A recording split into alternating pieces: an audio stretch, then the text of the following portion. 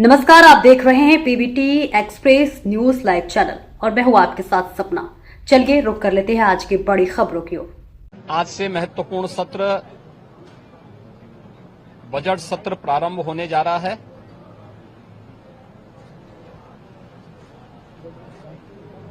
विधानमंडल की इस कार्रवाई में भाग लेने के लिए आए हुए सभी माननीय सदस्यों का मैं स्वागत करता हूं। वर्ष का जो प्रारंभिक सत्र होता है,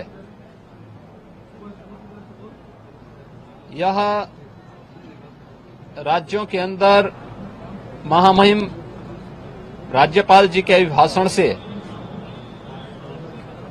इस सत्र की शुरुआत होती है। इसके अलावा वर्ष भर के लिए राज्य सरकार का बजट भी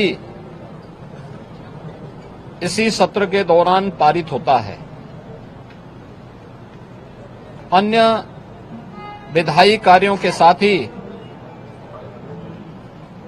जनहित से जुड़े हुए, राज्य के विकास से जुड़े हुए महत्वपूर्ण मुद्दों पर भी सदन में चर्चा होती है। आज विधानमंडल के कार्रवाई प्रारंभ होने के साथ ही महामहिम राज्यपाल जी का महत्वपूर्ण अभिभाषण संवेद सदन को महामहिम राज्यपाल जी के द्वारा अपने अभिभाषण के माध्यम से संबोधन होगा। इसके उपरांत कल से महामहिम राज्यपाल के भाषण पर सदन में चर्चा भी होगी। 20 फरवरी को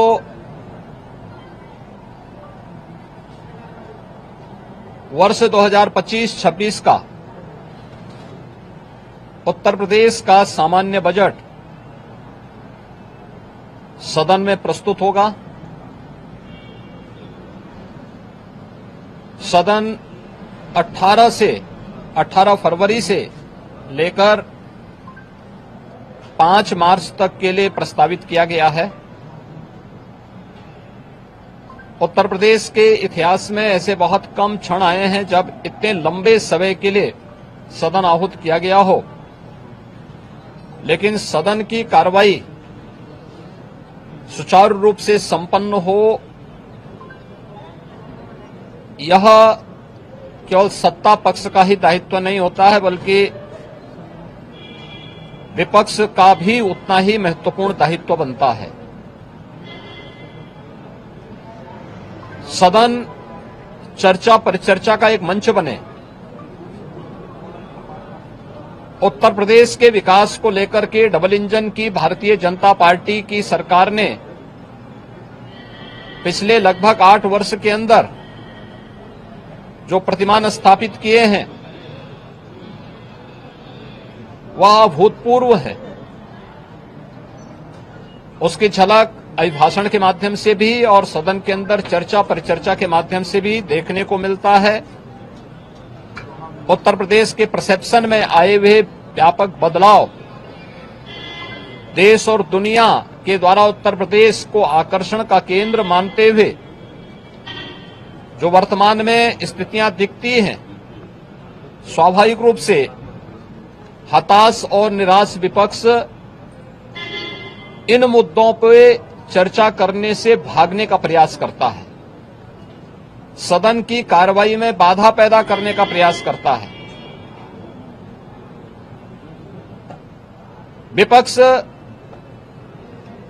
अगर सार्थक चर्चा को आगे बढ़ाने में मदद करेगी तो मेरा अनुमान है कि यह एक बहुत अच्छा सत्र, बजट सत्र हो सकता है, जिसमें अगले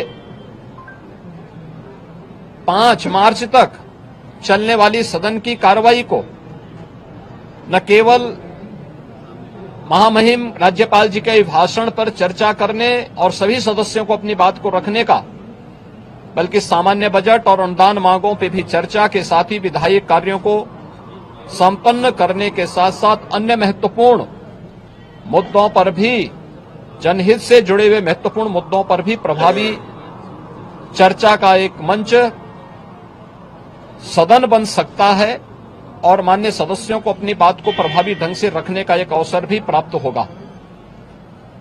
हम उम्मीद करते हैं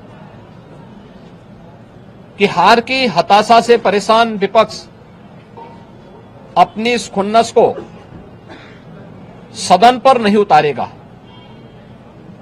सदन की कार्रवाई को सुचारू रूप से संचालन करने में एक सकारात्मक योगदान की हम अपेक्षा करते हैं और मैं सरकार की तरफ से आश्वस्त करता हूं कि जिस भी मुद्दे पर,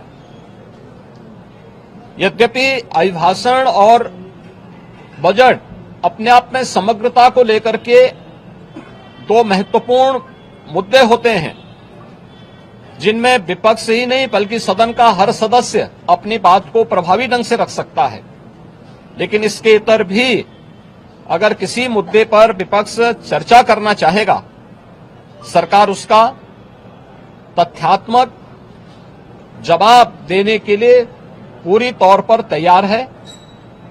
लेकिन हम चाहते हैं कि एक सार्थक चर्चा का मंच